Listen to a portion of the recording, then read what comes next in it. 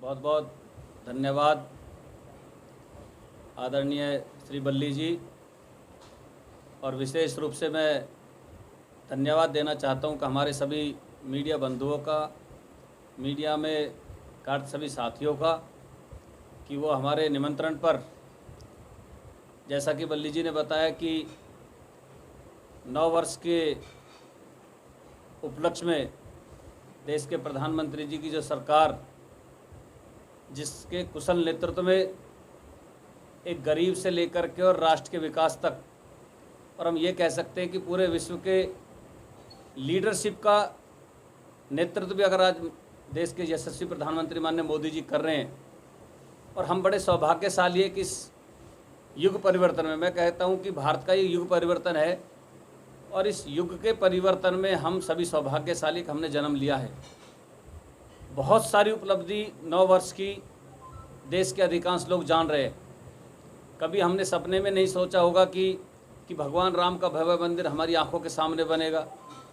हमने कभी सपने में नहीं सोचा था कि जिन मुद्दों को लेकर के जहां हुए बलिदान मुखर्जी, वो कश्मीर हमारा, वो कश्मीर भारत का अभिन्न हिस्सा बनेगा, स्थायी हिस्सा बनेगा। ऐसे अनेकों ऐतिहासिक कार्य है, लेकिन हम सभी तुगलकाबाद और दक्षिणी दिल्ली लोकसभा के जो माननीय सांसद श्री रमेश बिधूरी जी, उन्होंने देश के साथ साथ अपनी दक्षिणी दिल्ली लोकसभा क्षेत्र के अंदर हमारी तुगलकाबाद विधानसभा को भी विकास कार्यों से कभी नीचे रहने नहीं दिया। और इन विकास कार्यों को लेकर के आज हमारी ये पहली प्रेस वार्ता है। हमारे साथ में मैं धन्यवाद देना चाहता हूँ कि बहुत सारी RWA, बहुत सारे NGO, बहुत सारी ऐसी नॉन पॉलिटिकल ऑर्गेनाइजेशन है, उनके प्रतिनिधि हमारे साथ में हैं। मैं उनका भी धन्यवाद देना चाहता हूँ। हमारे पुल प्रहलादपुर से पूर्व पार्षद राजपाल पोसवाल जी, हमारे मंडल के अध्यक्ष भाई प्रकाश पांडे जी, और काफ़ी तादाद में हमारे कुछ कार्यकर्ता, उनका भी हार्दिक अभिनंदन करता हूँ। साथियों, अगर मैं नरेंद्र मोदी जी के 9 वर्ष के कार्यकाल में तुगलकाबाद विधानसभा की बात करूं, तो मुझे लगता है इसके लिए सबसे पहले अगर मैं हरकेश नगर की बात करता हूं, मुझे याद है हरकेश नगर के अंदर जब पहली बार हमारे लोकप्रिय सांसद श्री रमेश बिधूरी जी वोट मांगने के लिए गए थे, तो पूरे ओखला फेज़ 2 और हरकेश नगर के लगभग लाखों लोग जहां जिस बस्ती के अंदर रहते हैं, उनकी एक ही डिमांड थी, एक ही मांग थी कि हरकेश नगर को बसे हुए 40 वर्ष हो गए, अनेकों सरकारें आई, अनेकों सांसद बने, लेकिन आज तक फुटओवर ब्रिज जो हरकेश नगर के अंदर एक प्राण देने वाला सेतु है, वो हमारे लिए बन सकता है। उन्होंने कहा कि ये सेतु अगर हमें मिल जाएगा, वरना हर रोज़ रेलवे लाइन को पार करते हुए जाने कितने हमारे परिजन, कितने हमारे रिश्तेदार इस रेलवे लाइन के अंदर प्राणों की आहुति दे गए।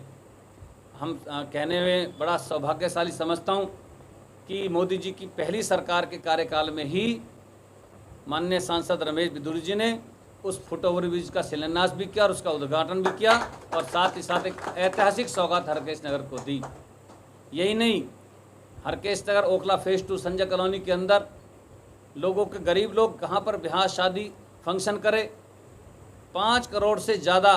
मल्टी स्टोरी बारात घर का निर्माण, ऐसा बारात घर का निर्माण हुआ है कि मुझे लगता है कि साउथ दिल्ली के अंदर ऐसा अद्भुत सरकारी बारात घर कहीं पर ही नहीं होगा जितना हरकेश नगर के अंदर दिया है। यही नहीं, अगर अकेले अभी हरकेश नगर की मैं बात करूं, हरकेश नगर के लोगों ने ये भी नहीं सोचा कि अभी हमें घूमने के लिए पार्क मिलेगा। एक DDA का बहुत बड़ा जंगल हुआ करता था,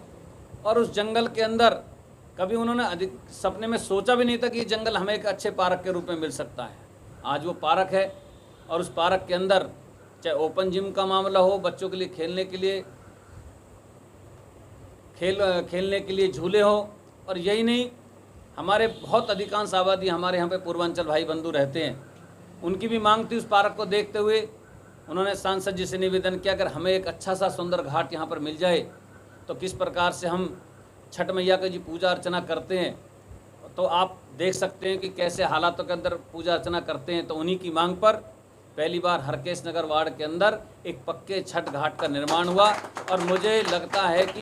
अपनी पूरी साउथ दिल्ली और तुगलकाबाद आसपास के क्षेत्र में सबसे ज़्यादा अधिकांश अगर छठ व्रती कहीं माताएं बहनें होंगी तो एक साथ 10,000 से ज़्यादा अगर कहीं पर पूजा अर्चना करते हुए हरकेश नगर वार्ड के अंदर अपने माननीय मोदी जी की सरकार और सांसद श्री रमेश बिदुर जी के द्वारा बनाए हुए छठ घाट के अंदर करते हैं। और यही अगर मैं विकास की कड़ी का और बात करूं, ओखला फेज़ 1 फेज़ 2 के अंदर आपने देखा होगा कि कालिंदी कुंज, जहां पर कल सौभाग्य से हमारे बीच में हमारे विदेश मंत्री श्री एस जयशंकर जी आए थे, उन्होंने भी फुट ओवर ब्रिज को देखा। वो फुट ओवर ब्रिज हमको जो 12-12, 15-15 किलोमीटर घूम करके कालिंदी कुंज जाना पड़ता था, नवेड़ा जाना पड़ता था, मोदी मिल से जाते थे या बदरपुर के फ्लाईओवर के नीचे से होकर के जाते थे। और अभी मानसून का सत्र है, मानसून देखेंगे किस प्रकार से दिल्ली सरकार के कार्यकाल का हाल देखना, वो फुट ओवर ब्रिज बदरपुर का बंद हो जाएगा। वहाँ पे घटनाएं घट चुकी है, लेकिन आज तक मोदी जी के कार्यकाल में बना हुआ और सांसद रमेश बिदुर जी के प्रयासों से बना हुआ सरिता विहार का अंडरपास आज तक कभी भी बंद नहीं हुआ। कितना जबरदस्त मानसून रहा है, इतने अच्छे बेहतर तरीके से इस अंडरपास का निर्माण हुआ है। और अभी हमने देखा कि हम सौभाग्यशाली है, जिस कूड़े को लेकर के दिल्ली के मुख्यमंत्री केजरीवाल ओछी बात और जिनका बातचीत करने का तरीका ऐसे लगता है कि अनपढ़ और गंवार आदमी किस प्रकार से आज संबोधित कर रहा है दिल्ली की जनता को। वो कूड़े को लेकर के उन्होंने जो लोगों को, दिल्ली के लोगों को भ्रमित करने का प्रयास किया, लेकिन कूड़े से कंचन जैसा सुंदर शब्द दे करके माननीय मोदी जी की सरकार से लेकर के हमारे लोकप्रिय सांसद श्री रमेश बिदुर जी ने अपने इसी तुगलकाबाद क्षेत्र के अंदर, ओखला के अंदर आज किस प्रकार से कूड़े के ढेर को समाप्त किया जा रहा है और जिसका उद्घाटन भी हमारे देश के यशस्वी माननीय गृह मंत्री अमित शाह जी ने किया। आज वो कूड़े का ढेर समाप्ति की ओर है। ऐसे ही प्रहलादपुर के अंदर भी,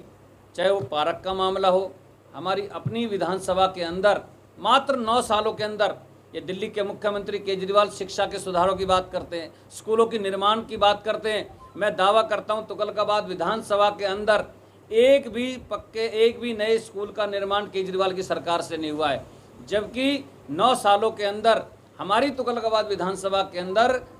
हमारे सांसद रमेश बिदुर जी और मोदी जी की सरकार, एमसीडी में भारतीय जनता पार्टी की सरकार थी। 9 नए स्कूल मात्र 9 साल में बने, एमसीडी के पक्के नए स्कूल, पक्के लेंटर के नए स्कूल बने।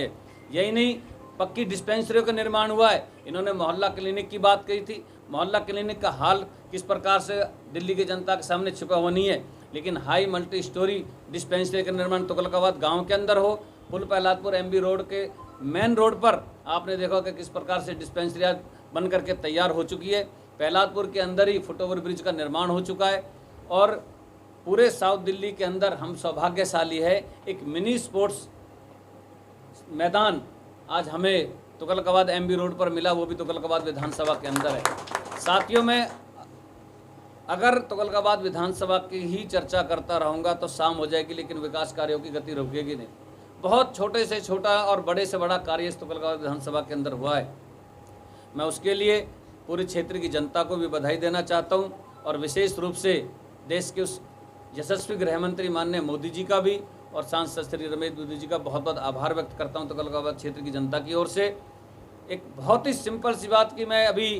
एक आंकड़े लेकर के आ रहा था कि प्रधानमंत्री जी ने प्रधानमंत्री जनधन योजना के अंतर्गत गरीब आदमियों के खाते खोले थे। मुझे नहीं लगता कि तुगलकाबाद विधानसभा से ज़्यादा गरीब आदमी कहीं किसी विधानसभा के अंदर रहता होगा, जहां 69 बूथ यानी कि 1 लाख से भी ज़्यादा मतदाता झुग्गी क्लस्टर के अंदर रहता हो और हमने वहां पर जनधन के खाते घर घर जा कर के खोले हो, ये भी हमें सौभाग्य प्राप्त है। मैं भी उज्ज्वला योजना के अंदर गैस सिलेंडर का आंकड़ा देख रहा था। अकेले तुगलकाबाद विधानसभा के अंदर अभी आंकड़े और आ रहे हैं। 3400 से ज़्यादा नाम हमारी माताएं बहनों के उनके घरों के आ गए हैं। जिस 3400 घरों में पहली बार गैस का कनेक्शन अगर मिला तो नरेंद्र मोदी जी की सरकार के कारण मिला है, वो तुगलकाबाद विधानसभा के। हमने देखा होगा किस प्रकार से गरीब आदमी 10-10, 5-5 हज़ार रुपये साहूकार के अंदर लोन पर लेता है, ब्याज पर लेता है, उसका शोषण होता है। पहली बार देश के प्रधानमंत्री जी की योजना स्वनिधि योजना के अंतर्गत आज हमने 3200 से भी ज़्यादा लाभार्थी हमारी तुगलकाबाद विधानसभा के अंदर स्वनिधि योजना के हैं। साथियों, ऐसी अनेकों श्रृंखला हमारे पास है। मोदी जी के हर योजना का लाभ यहाँ पर हमने अपने क्षेत्र के लोगों को दिया है और उन्होंने लिया है। और सवाल इस बात का है कि वैक्सीनेशन अगर लाभार्थी की बात करें तो आज लाखों लोग वैक्सीनेशन का लाभ ले चुके हैं। अगर हम जिस प्रकार से दिल्ली के अंदर केजरीवाल ने जिस राशन केंद्र से मिलता था, लेकिन वो राशन स्कूलों के अंदर सड़ता था, ये हम सभी के सामने था। कोरोना काल में लोग त्राही त्राही कर रहे थे, लेकिन मोदी जी की सरकार ने, मोदी जी के आशीर्वाद से, देश के यशस्वी प्रधानमंत्री जी के स्नेह आशीर्वाद से, हमारे सांसद श्री रमेश बिदुरी जी ने लगातार नियमित कोरोना काल के अंदर मोदी रसोई का भी आयोजन करके गरीब आदमी के घर पर पका हुआ भोजन पहुंचाया। और यही नहीं, जिस प्रकार से प्रधानमंत्री गरीब कल्याण अन्न योजना के तहत हर राशन की दुकान से, हमारे ही इस क्षेत्र के अंदर 34 दुकानें राशन की है, हर दुकान पर जा कर के हमने व्यक्तिगत मिलकर संपर्क करते हुए एक भी गरीब आदमी को बिना राशन के नहीं रहने दिया हो। ये भी उपलब्धि आज तुगलकाबाद के क्षेत्र के अंदर है। साथियों, अनेकों बातें आज हमारे सामने है और अनेकों उदाहरण हमारे बीच में है। मैं बधाई देना चाहता हूँ पुनः देश के गृह मंत्री माननीय मोदी जी को। और मुझे वो 2014 का वो एक स्लोगन याद आ रहा है, वो आपके साथ शेयर जरूर करना चाहता हूँ कि 2014 से पहले के हालात हो सकता है आज की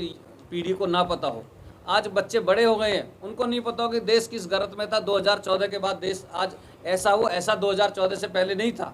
आज भ्रष्टाचार का आलम जो ख़त्म हो चुका है, ये भ्रष्टाचार का आलम 2014 से पहले क्या स्थिति थी। तो हम जब लोगों को बोलते थे तो लोगों का, पॉलिटिकल लोगों से विश्वास उठ चुका था। 2014 आते आते आम जनमानस का पॉलिटिकल लोगों से विश्वास उठ गया था, सरकारों से विश्वास उठ गया था। विशेष रूप से दिल्ली के अंदर कॉमनवेल्थ गेम घोटाला, केंद्र के घोटाले, अनेकों घोटाले दिल्ली के सामने हो रहे थे, दिल्ली की जनता के सामने आ रहे थे। तो एक स्लोगन हमने बड़ी बेबाकी के साथ लोगों से बोला था, देश के लोगों से बोला था कि विश्वास करो तुम मोदी पर,